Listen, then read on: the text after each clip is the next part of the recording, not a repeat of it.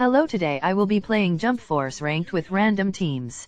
Unfortunately, Jumpforce ranked will be disabled later this August. I hope you guys enjoy the content. Anyway, hey, race a story to listen to.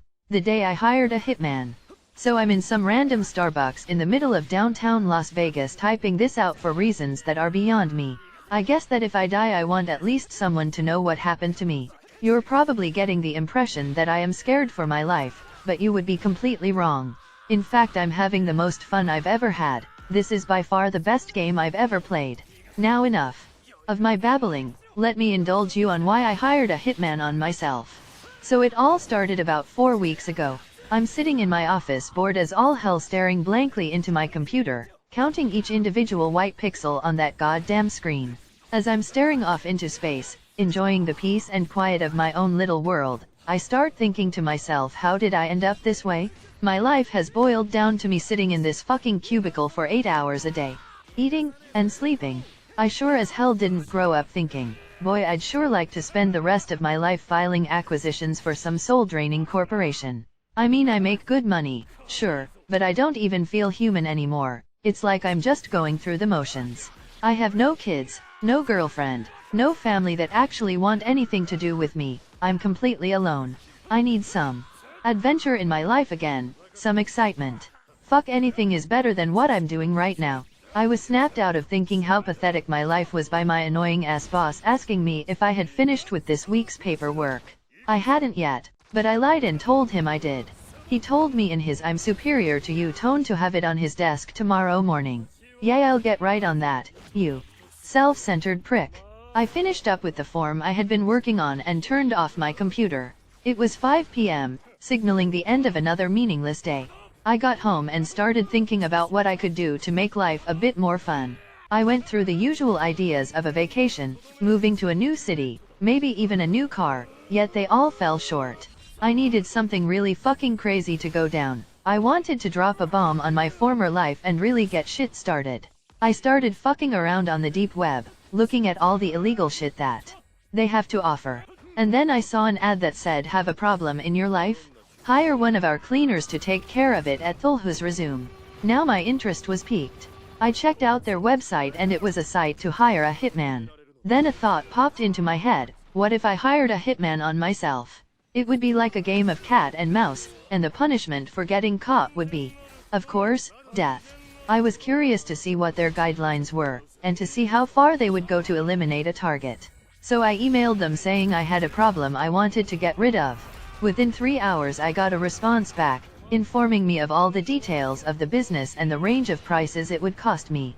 I didn't respond right away, allowing myself time to think carefully of what I would be getting myself into. The more I thought about it, the more excited I got. This was the ultimate adventure game, like a real-life video game. I would have someone that would spend night and day hunting me down, and I would have to spend all my time hunting them down.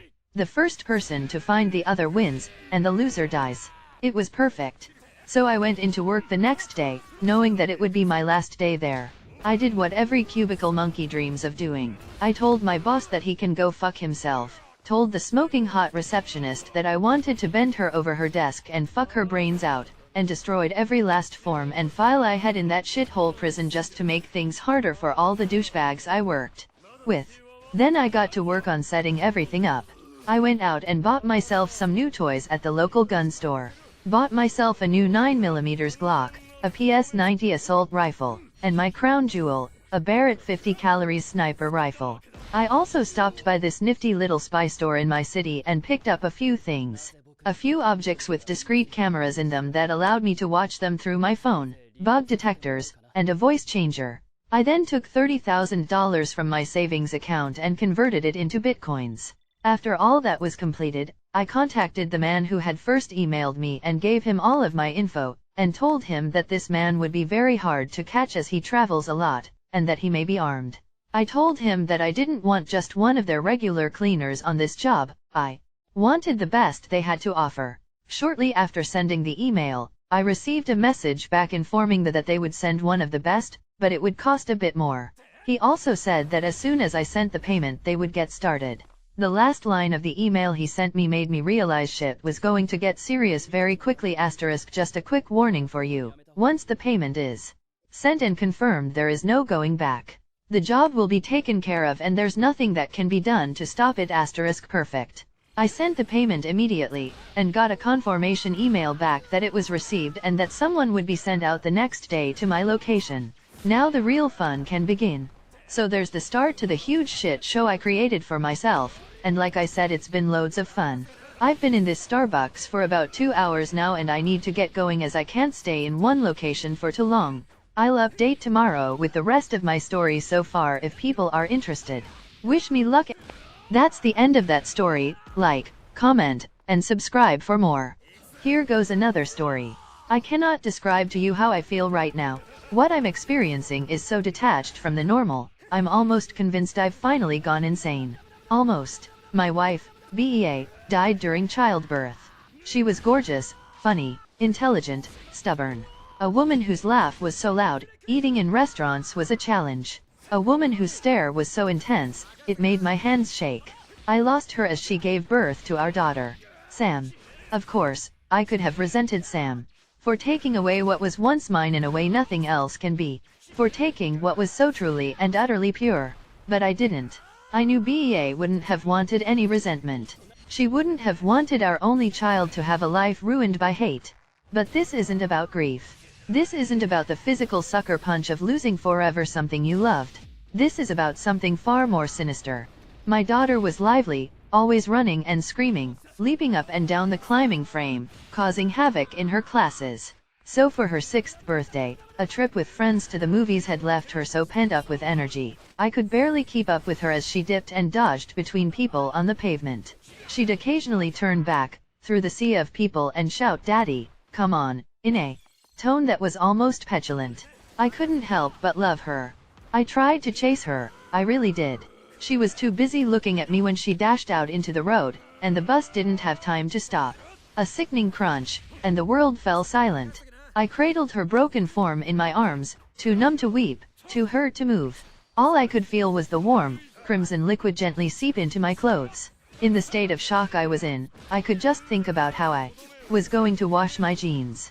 It sounds horrid, I know, but a loss like that tears everything away from you and leaves you with only the bare thought process that make us human. The next week was a blur. I cannot place a single memory to a time, in between friends and family extending their condolences, and the howling sobs of mine that would break out at any moment. I attended her funeral dressed all in black. By dressed, I don't mean merely clothes, my very essence was dark.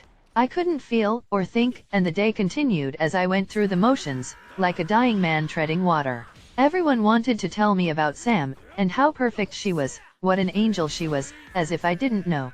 As if I didn't realize what a gift my own daughter was. The man stood out from the rest, as he walked up to me and handed me this large leather book. I assumed, at the time, he was a parent of one of Sam's friends, handing me a collection of their photos together. Or maybe I was too numb to even process his cold hands, and how he never mentioned my daughter once. For a month, I was lost. I drank, and stayed in our now empty apartment alone, watching old box sets, too numb now to even cry. It was only when my sister arrived, when she held my hand and talked to me, that I began to come out of my shell. She'd sit and listen to the most inane things I said, and gently coaxed me out of my depression. Not completely, but enough for me to begin to live what was almost a real life again. That was when I opened the book. I'd decided to remember Sam for all the joy she gave, and was prepared to reflect on her life without feeling miserable. I opened to the first page. It was essentially a binder, full of Polaroid photos of my daughter growing up. I furrowed my brow. They were taken from a distance, blurred slightly, and I was in a few of them. I began to feel sick, but hoped that the following photos would provide some explanation. I came up with every excuse of how the man obtained these photos, desperate to view the moments of my daughter's life without a sense of trepidation. The photos grew closer and closer to my daughter's birthday. I could see the day I gave her a tiny bike after she turned 5, and the skinned knees that ensued. The book had so many more pages, that I assumed the rest were empty. But there was a photo of her just before the movies on her 6th birthday. I could recognize the pink raincoat she insisted on wearing, and my hands on her shoulders. There was no photo of the crash. Instead, her life continued inside this book. Her 7th birthday had a photo of me and her in the garden, covered in paint, with a huge canvas on the floor and an extremely messy painting. Her 7th birthday. Her 7th birthday. The reality of what I was seeing hit me then, and I slammed the book shut. I sat there, at the kitchen table, staring at the leather. This must be some sadistic Photoshop, I hoped. Someone had taken the time to pull a horrid prank on me. I say I hoped, because essentially, I couldn't believe the other explanation. If there even was one. Gritting my teeth, I decided I had nothing to lose and kept reading. I can't explain the emotions I felt whilst I read accurately, listening to the sound of the page turning. I can try, but nothing could prepare you for something like this. Her life continued, showing her losing her baby teeth, her first day of senior school. My turning of the pages became more frenzied, and I began to notice something. The photographer was getting closer. Closer to her. As she grew older, not in every photo, but a general trend, the photographer was getting closer and closer. More daring, perhaps. She was beautiful. Stunning. As a teenager, she looked just like her mother, all curls and smiles. I grew older too, but the photos began to include me less and less. Her 16th birthday was strange. A group of her friends, sitting outside, drinking from little plastic cups at a picnic. But there was someone in the background. Near the bushes of the park where this was taken, a dark figure stood. You wouldn't have noticed him, if not for the small shadow he cast on the grass. I leaned back for a moment and exhaled. This was too weird. I'd been so caught up in watching my little girl grow up I hadn't thought about how this would end. Moments like this are so utterly surreal that sometimes you remove yourself from them. I almost felt like I was watching myself read these, like this was a dream, or a program on the television. I continued. The dark figure became more and more present in each photograph. I could almost make out features. His presence was towering, and as I turned the page I expected to see him disappear. But instead, as the photographs grew closer to her 18th, each birthday was marked by a caption underneath the Polaroid saying another year. She was no longer somewhere I recognized. Instead, the photos were of her in a dimly lit house. Her face contorted by fear, striking all sorts of weird poses. Sometimes she would be dressed like an ancient queen, or she would be dressed like a maid scrubbing the floors. The figure was there even closer now. His legs, or his arm would appear. Like for part 2.